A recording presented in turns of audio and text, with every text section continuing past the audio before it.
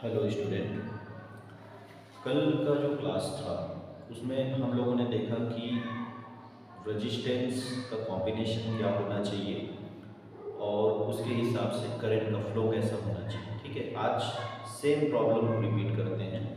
थोड़ा सा combination of resistance का क्वेश्चन थोड़ा इंपॉर्टेंट रहता है क्योंकि अभी तक जितने भी मेंस में आए हुए क्वेश्चन हैं सब कॉम्बिनेशन ऑफ रेजिस्टेंस है।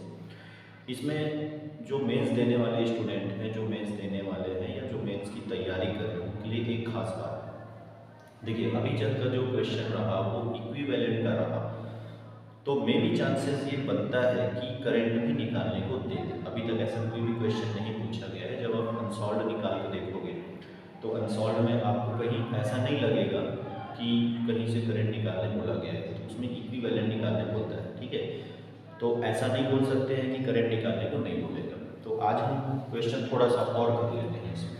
ठीक है, कॉम्बिनेशन एंड करंट, कॉम्बिनेशन के साथ करंट हम कैसे। ठीक, जैसे ये एक क्वेश्चन है जो आया हुआ है, सिंपल सा है। इस टाइप का एक सर्किट दिया हुआ है, इसमें ए और बी के बीच में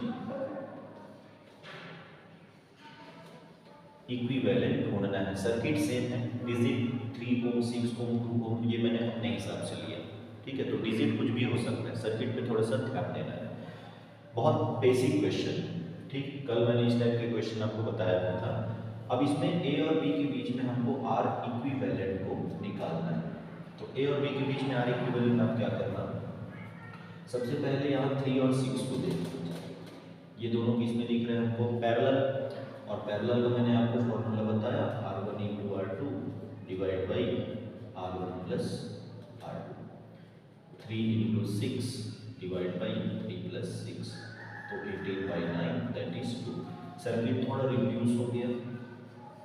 इन दोनों का रिजल्ट आपको मिल गया है 2, ये रिजल्ट आपको मिल गया है 2, 2 और 2 ए और बी के बीच में 2 प्लस 2, क्योंकि दोनों सीरीज में हैं तो 2 प्लस 2 कितना आ गया हमारा 4। तो ए और बी के बीच में आपका आर इक्विवेलेंट 4 हो। ठीक है, यही कहीं ए और बी के बीच में यदि कोई बैटरी कनेक्ट कर दे और पूछा जाए कि करंट कितना होगा, तो current P divide by R equivalent. ये थोड़ा सा एक स्टेप मैं आगे बता दे रहा हूँ। आपको कहीं पे हो सकता है पूछते कि कितना करंट फ्लो होता है ये बताओ। सेम क्वेश्चन रिपीट करिए। यदि मैं क्वेश्चन 2 मान लूँ तो मैं सेम क्वेश्चन रिपीट करूँ और कहीं पे 4 वोल्ट का बैटरी लगा दूँ या 6 वोल्ट का लगा दूँ। ठीक है, पिछले वीडियो में मैंने इस टाइप के क्वेश्चन डिस्कस किया है, तो वो आप देख लेना। ठीक, चलिए एक क्वेश्चन और डिस्कस करते हैं। अच्छा, यहाँ पे एक चीज़ मैं बता दूँ, जब भी आप साइंस पढ़ते हैं या मैथ्स पढ़ते हैं तो जब आप क्वेश्चन बनाते हैं तो क्वेश्चन बनाते समय फॉर्मूला जो हम इस्तेमाल कर रहे हैं वो फॉर्मूला आप लिखो। कई लोगों को लगता है कि हम फॉर्मूला याद कर लेंगे और बना लेंगे। ठीक है, तो जिन लोगों को भी ऐसा लगता है भाई वो गलत फहमी में है, क्योंकि आप फॉर्मूला तुरंत याद करके जाओगे तो आपसे फॉर्मूला भूलेगा, है ना। तो वैसा नहीं करना है। साइंस या मैथ्स पढ़ने का सबसे आसान तरीका है जो मैंने देखा, 11th के बाद मैं मैथ्स में आ गया, तो मैंने साइंस और मैथ्स जब मैथ्स बनाता था तो जो भी फॉर्मूला लगता था वो मैं बिल्कुल लिखते जाता था। अलग से मैं कभी फॉर्मूला याद नहीं किया, है ना, या अलग से मैं कभी फिजिक्स का कोई फॉर्मूला याद नहीं किया।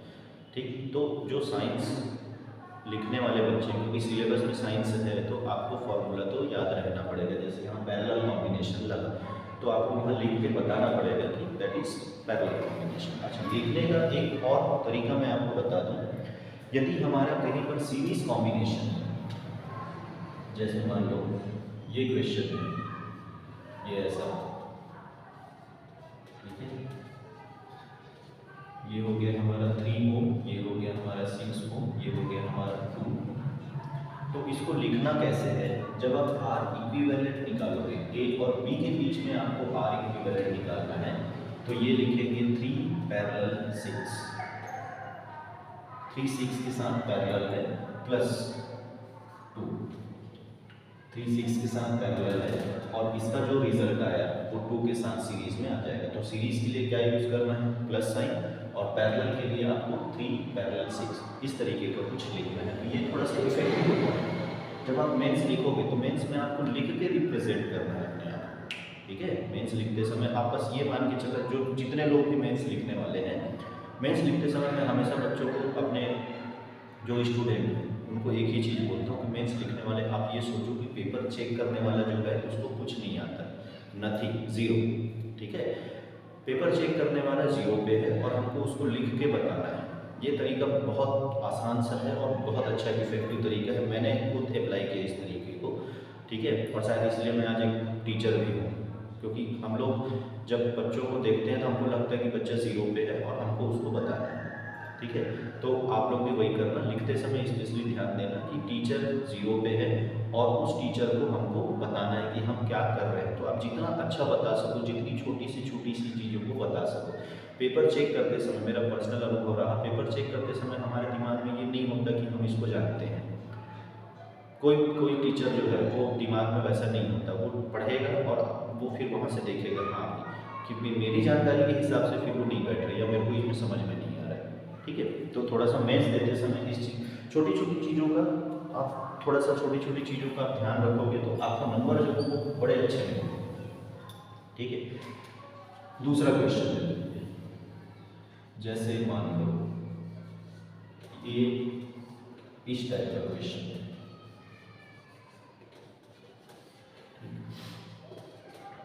ए और बी के बीच में, है ना। ये 1 ओम, ये 1 ओम, ये 1 ओम, ये हमारा 6 ओम, ये 1 ओम और ये 1 ओम। हमको ए और बी के बीच में इक्विवेलेंट निकालना है, ठीक।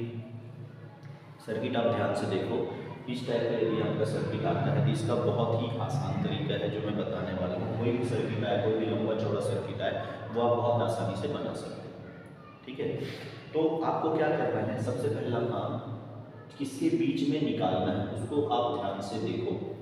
किसके बीच में निकालना है हमको, ए और बी के बीच में निकालना है। तो ए और बी को छोड़ो, हटाओ, आखिरी से देखना शुरू करो, इधर पीछे से देखना शुरू करो एकदम। जैसे यदि समझ में नहीं आ रहा हो तो यहाँ एक बैटरी लगा के जाओ, और जब आप बैटरी लगाओगे, जैसे मैं इमेजिन कर लूँ कि मेरा यहाँ पे बैटरी है, प्लस से माइनस बैटरी है, मैं यहाँ से करंट लेके गया, क्योंकि मैं प्लस से करंट लेके गया तो माइनस में करंट उतना ही करंट वापस करना पड़ेगा। कल मैंने बताया था कि आप प्लस जितना लेके जाओगे माइनस को आपको उतना देना पड़ेगा। तो मैं यहाँ से करंट लेके गया, यहाँ पे इधर मेरा करंट I1 बना, इधर मेरा करंट I2 बना, और ये I2 करंट घूम के इधर आया और वापस यहाँ पे I1 और I2 मिलके I बन गया, ठीक है। ये एक तरीका हो गया करंट डिस्ट्रीब्यूशन करने का जो तरीका है। अब जहाँ जहाँ I2 करंट का सबसे आखिरी किनारा आपको देख लेना है। देखो I2 जा रहा है, मतलब ये क्या है हमारा सीरीज में, ठीक है। और यदि आपको ऐसा नहीं करना है तो इसका एक तरीका और बता रहा हूँ, एकदम शॉर्टकट तरीका है। जिस 2 पॉइंट के बीच में आपको निकालना है उस 2 पॉइंट को आप मत देखो, सबसे आखिरी में इस पैटर्न का जो क्वेश्चन है, डिब्बे वाला जो पैटर्न का क्वेश्चन है, ठीक है, सबसे आखिरी से देखना शुरू करो, और जहाँ पे आपको ये जॉइंट मिलता है, इस जॉइंट को यहाँ से काट के निकाल दो। यहाँ से क्या करना, उसको सीधा काट के निकाल दो। तो जब यहाँ से काट के निकालोगे तो आपको सर्किट कुछ इस तरीके का दिखेगा। ये आपका 1 ओम, ये आपका 1 ओम, ये आपका 1 ओम। देखो यहाँ से हमने काट के निकाला, काट के निकालने के बाद आपको सिर्फ 1 1 और 1, ये 1 1 1 ओम मिला, ठीक है। अब क्या करो, इसको पकड़ के खींच दो। तो इसको पकड़ के खींचोगे, थोड़ा सा इमेजिनेशन लगाना, ये 1 1 1 तीनों किस में दिख गए, सीरीज में, ठीक है। कॉम्बिनेशन ऑफ रेजिस्टेंस का जो क्वेश्चन होता है वो इमेजिनेशन वाला काम है। आप लोगों का तो बहुत बेसिक सिंपल क्वेश्चन होता है। जब नीट और JEE लेवल पे हम जाते हैं तो उसमें बड़े बड़े सर्किट होते हैं, है ना। तो आपको उतने लेवल पे नहीं जाना, बस थोड़ा सा इमेजिनेशन लगाना है। मैं मान के चलता हूँ कि यदि क्वेश्चन थोड़ा सा टफ भी होगा तो इससे ज़्यादा टफ क्वेश्चन नहीं है कॉम्बिनेशन ऑफ रेजिस्टेंस निकालने के लिए, आप लोग आसानी से बना सकते हो, ठीक है। तो क्या करना है, 1 1 1, ये आप कितने हो गए, सीरीज में है 3 हो गए। अब यहाँ से ये सर्किट कट गया और सीधा मैंने 3 को यहाँ लगा दिया। अब देखो 6 और 3 किसमें दिख रहे हैं, पैरेलल। अब इसको जब आप पैरेलली सॉल्व करोगे तो 6 और 3 को पैरेलल पीछे हमने सॉल्व किया, ये कितना बन जाएगा 2, 3 into 6 डिवाइड बाई 3 + 6 बन गया 2। अब इस ए और बी को फिर वैसे ही खींच लो तो 1 2 1 कितना हो गया 4, तो ये कितना हो गया आपका 4 आर इक्विवेलेंट। और यही आपको करंट निकालने बोलते हैं तो V divide by R equivalent. आप देख लो ए और बी के बीच में कितना वोल्टेज लगा हुआ है, ठीक है, समझ में आया सर्किट। मान लो ए और बी के बीच में वोल्टेज दे दिया कि भाई ये 4 वोल्ट लगा, तब इस क्वेश्चन को कैसे बनाना, तो कई लोग बैटरी देख के घबरा जाते हैं। बैटरी देख के घबराओ मत। सबसे पहला काम ए और बी के ये जो टर्मिनल है इसको छोड़ो, हटा दो। जब आप सर्किट बनाने जाओगे तो इसको हटाओ और बाकी पूरा स्टेप वैसे ही करना जैसे मैंने बताया है। समझ में आई ना बात। तो इस तरीके का क्वेश्चन यदि आता है तो आप ऐसा बनाओ। थोड़ा सा पैटर्न याद रखो कि किस तरीके के क्वेश्चन को हमको कैसा डील करना है, ठीक है। मान लो सेम क्वेश्चन थोड़ा बढ़ा देता हूँ।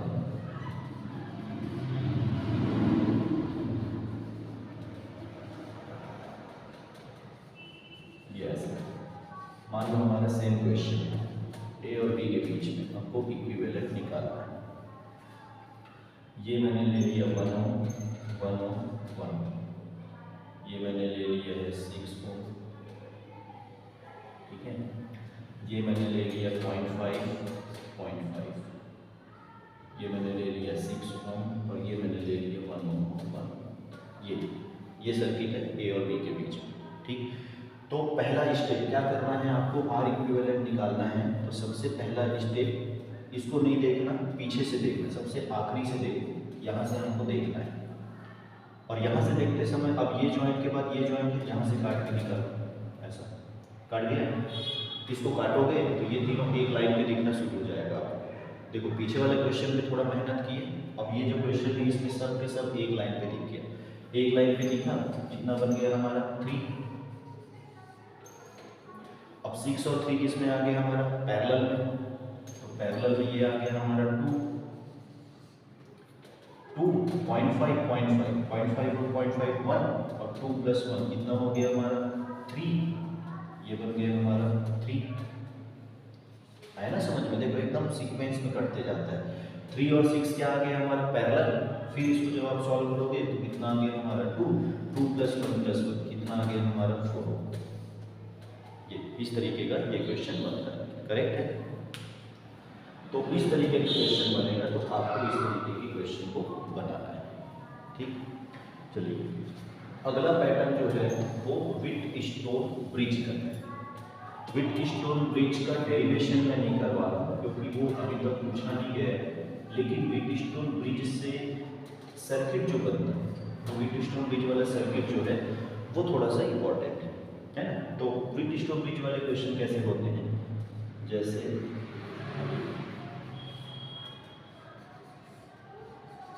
ये ऐसा रहेगा, ये ए ये बी, यहाँ पे एक पॉइंट है सी और यहाँ पे एक पॉइंट है डी, ठीक है। ये मान लो हमारा 1 ओम, ये 2 ओम, ये 3 ओम। सबसे पहले तो इसको मैं थोड़ा सा, ये 2 ओम, ये 2 ओम, ये 2 ओम, ये 2। चलिए सबको मैं 2 ओम 2 ओम 2 ओम लिख देता हूँ। यहाँ पे मैंने एक n ओम का रेजिस्टेंस लगा दिया। किसके किसके बीच में लगा दिया, सी और डी के बीच में n ओम का एक रेजिस्टेंस लगाया। अब जो व्हिटस्टोन ब्रिज है उसकी एक प्रॉपर्टी बता दो, ये P, ये Q, ये R और ये S। तो व्हिटस्टोन ब्रिज में क्या होगा, P/Q = R/S। ये उसका बेसिक प्रिंसिपल है, मतलब ये डिवाइड बाय ये जो रिजल्ट आएगा वही रिजल्ट ये डिवाइड बाय ये में आएगा। इन दोनों को भाग देने से जो रिजल्ट मिलेगा वही रिजल्ट इन दोनों को भाग देने से मिलेगा। मतलब ऊपर के दोनों सर्किट डिवाइड करने पे जो आएगा, नीचे के दोनों सर्किट को डिवाइड करने पे वही मिलेगा। आप समझ जाना व्हिटस्टोन ब्रिज का क्वेश्चन है, ठीक है। दूसरी चीज, यदि सर्किट में 5 रेजिस्टेंस दिख रहे हैं इस तरीके का, तो समझ जाना कि व्हिटस्टोन ब्रिज वाला। और ये बहुत सिंपल है ना, बहुत आसान है। तो क्या करना, सबसे पहला काम है बीच के रेजिस्टेंस को हटा देना। आमतौर पे क्या होता है कि बीच के रेजिस्टेंस से लोगों को प्रॉब्लम होती है, तो क्यों हटाना है, कि व्हीटस्टोन ब्रिज जब बैलेंस में होता है, एक्चुअली व्हीटस्टोन ब्रिज का जो यूज़ होता है वो अननोन रेजिस्टेंस निकालने के लिए होता है, मतलब जो रेजिस्टेंस हमको नहीं पता, 4 में से 3 नहीं पता है, ठीक। तो उसमें बीच का एक रेजिस्टेंस होता है सी और डी के बीच में, ये बैलेंसिंग रेजिस्टेंस है। ये इसमें जब हम व्हीटस्टोन ब्रिज यूज़ करते हैं, जब हम प्रैक्टिकल करते हैं, तो बीच वाले रेजिस्टेंस से कोई करंट नहीं ले जाना होता है। तो खैर आप लोगों को इससे ज़्यादा कोई लेना देना नहीं है, मैं बता देता हूँ फिर भी। तो उसको बैलेंस कंडीशन बोलते हैं। तो बैलेंस कंडीशन जब भी आपके पास ऐसा कोई क्वेश्चन आता है तो आप क्या करो, हटा दो इसको बीच से, हट गए। अब इस सर्किट की इस लाइन को थोड़ा सा आगे बढ़ा दिया, ऊपर के दोनों रेजिस्टेंस सीरीज में रहेंगे, नीचे के दोनों सीरीज में रहेंगे। समझ में आया? ऊपर के दोनों किस में रहेंगे? सीरीज में रहेंगे। ऊपर के दोनों सीरीज में रहेंगे तो ये क्या बन जाएगा, ये और ये 2 और 2, और नीचे के दोनों सीरीज में रहेंगे तो ये क्या बन जाएगा, ये 2 और ये। तो 2 और 2 कितना मिल गया, 4, तो ये बन गया हमारा 4। ये 2 और 2 कितना मिल गया, 4, तो ये बन गया हमारा 4। करेक्ट। अब ये दोनों किस में आ गए, पैरेलल में, तो 4 × 4 डिवाइड बाई 4 प्लस 4 कितना मिल गया, 2। देखो व्हीटस्टोन ब्रिज की एक खासियत है, यदि चारों के चारों रेजिस्टेंस इक्वल वैल्यू के, यदि ये चारों रेजिस्टेंस इक्वल वैल्यू का है, ठीक है, तो इक्वल वैल्यू का होने पे टोटल इक्विवेलेंट रेजिस्टेंस वही आएगा जो इनका वैल्यू होगा। जैसे सब के सब कितने हैं, 2 के हैं ना, तो आने वाला कितना होगा हमारा, 2 का ही होगा। बात समझ में? या फिर कई बार ऐसा होता है कि जैसे इसको 1 2 दे दिया और इसको 3 6 दे दिया। देखो इसको मैंने इससे डिवाइड किया, क्या रिजल्ट मिला, 1/2। इसको मैंने इससे डिवाइड किया, क्या रिजल्ट मिला, 3/6, मतलब 1/2। करेक्ट है? तो ये दोनों सीरीज में आएंगे, ठीक है। ऊपर के दोनों रेजिस्टेंस आपके किस में रहते हैं, सीरीज में। तो ऊपर के दोनों रेजिस्टेंस सीरीज में आएंगे, मतलब ये रिजल्ट क्या मिला, 1 + 2 हो गया 3। नीचे के दोनों सीरीज में आएंगे, मतलब ये कितना हो गया, 3 + 6 कितना हो गया, 9। तो 3 और 9, तो 3 × 9 डिवाइड बाई 3 + 9, ये आपका आएगा रिजल्ट। ए और बी के बीच में आपका इक्विवेलेंट रिजल्ट, ठीक है। ए और बी के बीच में इक्विवेलेंट रिजल्ट। अब व्हीटस्टोन ब्रिज का जो क्वेश्चन होता है वो जरूरी नहीं है कि हर बार ऐसा दे दे, ठीक है। थोड़ा सा यदि कोई टफ क्वेश्चन करना चाहेगा तो व्हीटस्टोन ब्रिज की क्वेश्चन को थोड़ा सा घुमाया जा सकता है। जो हमारा व्हीटस्टोन ब्रिज का क्वेश्चन है उस क्वेश्चन को थोड़ा सा हम घुमा सकते हैं। कैसे घुमा सकते हैं, तो व्हीटस्टोन ब्रिज का अगला क्वेश्चन जो है उसको थोड़ा ध्यान से देखिए। जैसे कल मैंने आप लोगों को एक पॉइंट मेथड बताया था,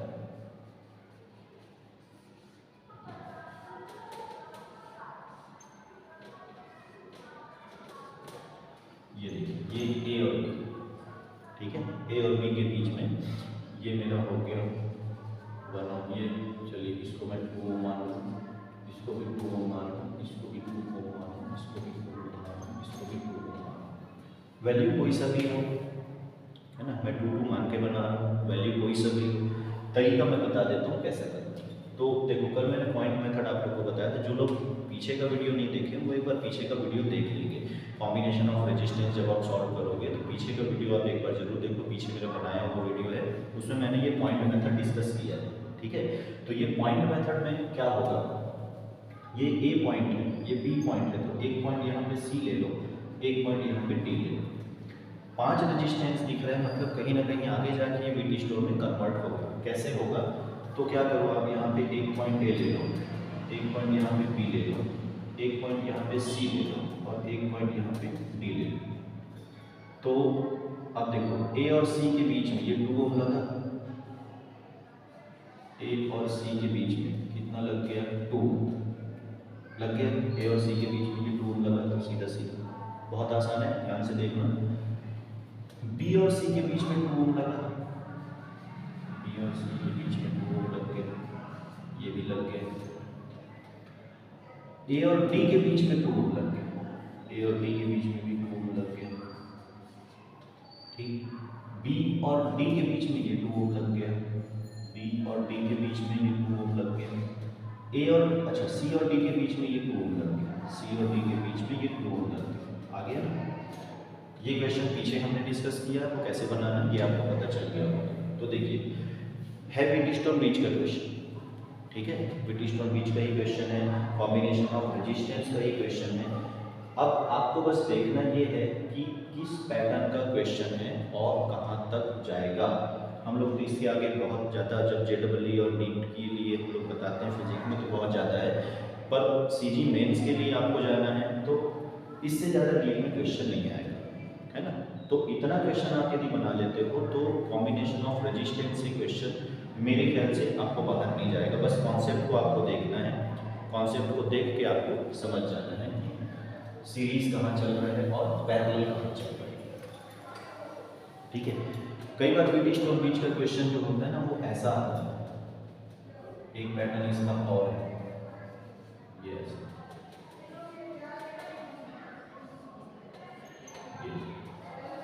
ए बी 2 ओम 2 ओम 2 ओम 2 ओम, ये हो गया 2 ओम या 3 ओम या 100 ओम जो भी मान, 5 रेजिस्टेंस दिख रहा है। फिर क्या करना है, बीच वाले को हटा सीधा सीधा व्हीटस्टोन लग गया है, यस रिजल्ट आपको पता है फिर क्या बनेगा, ठीक।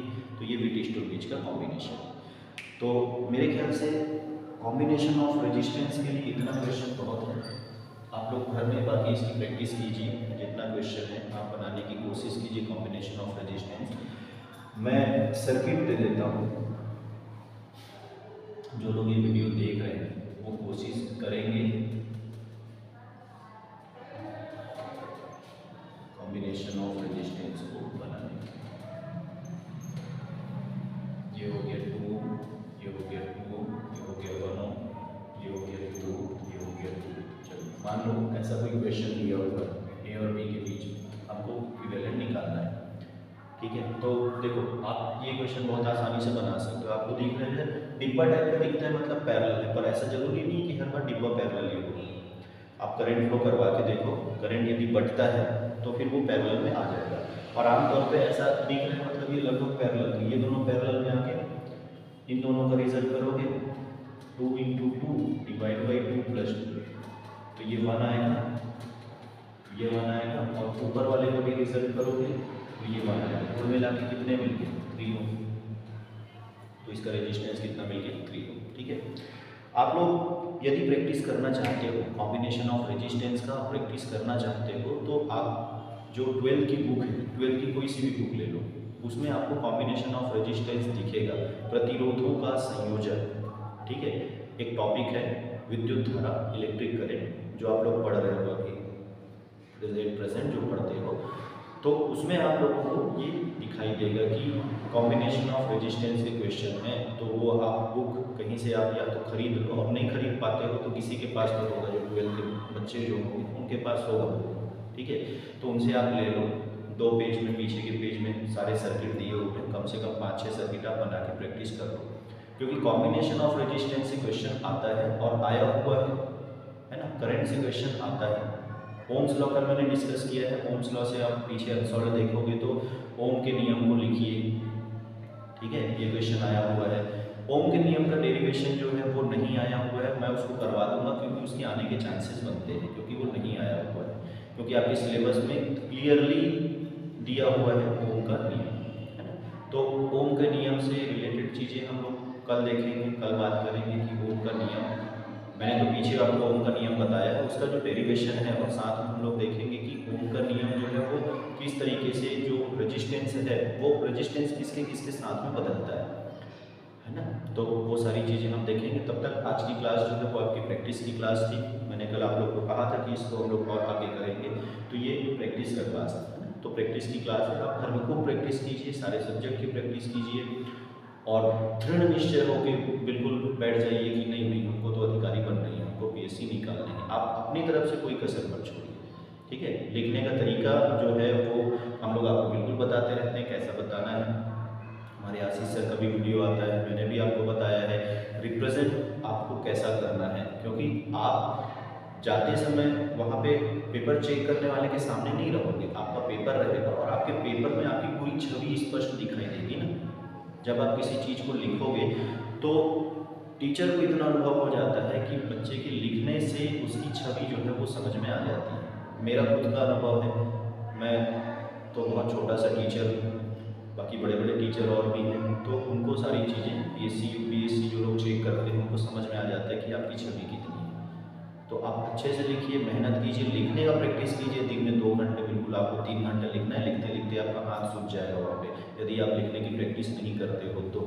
ठीक है, तो लिखने की प्रैक्टिस कीजिए। आमतौर पर होता क्या है कि हमको पेपर में 3 घंटे लिखना होता है और हम लोग दिन भर एकदम प्रैक्टिस करते हैं, जूझते हैं, हम लोग एकदम रगड़ते हैं चीज़ों को, रट्टा मारते हैं, है ना। वैसा नहीं, लिखने का है तो वो आपको करना है, उल्टा काम मत करो। आपको लिखना है, 3 घंटे लिखना है तो 3 घंटे लिखने की प्रैक्टिस डेली करो। डेली के 3 घंटे आपने जो भी चीज़ पढ़ा उसको लिखो। आप किसी गाने को लिखो, मन नहीं है आपको किसी चीज़ का लिखने का तो कोई दिक्कत नहीं, आप किसी गाने को लिखो। आपके विचार किस बारे में क्या है वो लिखो, है ना। आप लिखिए कि भाई अगले लोकसभा चुनाव में क्या कोई अच्छा नेता है जिसको प्रधानमंत्री बनना चाहिए, तो क्यों बनना चाहिए, आप उसको लिख के देखिए, है ना। मैं किसी नेता का नाम नहीं लेता, तो आप अपने थॉट्स रिप्रेजेंट करिए। आप एक पेपर उठाइए, पेन उठाइए और लिखने की कोशिश कीजिए। आप सोचिए कि हमारे छत्तीसगढ़ में पर्यटन को बढ़ाने के लिए क्या कर सकते हैं, आप इसको लिखने की कोशिश कीजिए। हमारे छत्तीसगढ़ के बजट का आकार दिन प्रतिदिन बढ़ता जा रहा है, लेकिन उसके आधार पे क्या विकास होता जा रहा है, आप उसको लिखने की कोशिश कीजिए। तो इसके आपके 2 फायदे होंगे। पहला फायदा आपका थॉट्स बनता है, आपका विचार बनता है। दूसरा फायदा ये है कि यदि ये क्वेश्चन आया तो आप वहाँ आराम से लिखोगे। तीसरा फायदा ये है कि हो सकता है इंटरव्यू में ये क्वेश्चन पूछ ले, तो इंटरव्यू में जब ये क्वेश्चन पूछा जाएगा तो आप भाई तुरंत तो तैयार नहीं रहोगे, तुरंत दिमाग में रहता भी नहीं, है ना। इतना IQ सबका इतना स्ट्रांग नहीं होता कि तुरंत बोल दे, तो उसके लिए चाहिए आपको प्रैक्टिस। तो आप जब उसको लिख के रखोगे तो आपके दिमाग में रहेगा, हाँ भाई यदि मेरे से क्वेश्चन पूछा गया है कि पर्यटन को बढ़ाने के लिए क्या क्या करना है, तो पर्यटन को बढ़ाने के लिए हम ये चीज़ें हम कर सकते हैं जो आपको उचित लगता है। ठीक है, पर्यटन बढ़ाने के लिए कि भाई बस्तर क्षेत्र में हम पर्यटन कैसे बढ़ा दें, तो बस्तर क्षेत्र में पर्यटन बढ़ाने के लिए आपको नक्सलाइट की समस्या को सुधारना होगा, साथ में कुछ डेवलपमेंट वहाँ पे करने होंगे। ठीक है, बस्तर क्षेत्र में पर्यटन की अपार संभावना है, आपको भी पता है। तो इस तरीके से सरकार की योजनाएं कैसे चल रही हैं और उस पर और क्या सुधार किया जा सकता है, क्या ये योजनाएं पर्याप्त रहेंगी, नहीं रहेंगी तो उस पर हम इम्प्रूवमेंट कैसे कर सकते हैं, वो तो आपको वहाँ पे बताना पड़ेगा। उसके बाद भले ही आप करो या ना करो वो अलग बात होता है ना, आमतौर पे देखते हैं सब वैसा होता है, लेकिन आप करो या ना करो लेकिन आपको वहाँ पे वो चीज़ रिप्रेजेंट करना होगा, तो आपके थॉट्स जो हैं वो आपको बताने होंगे। ठीक है, तब तक के लिए आप प्रैक्टिस कीजिए।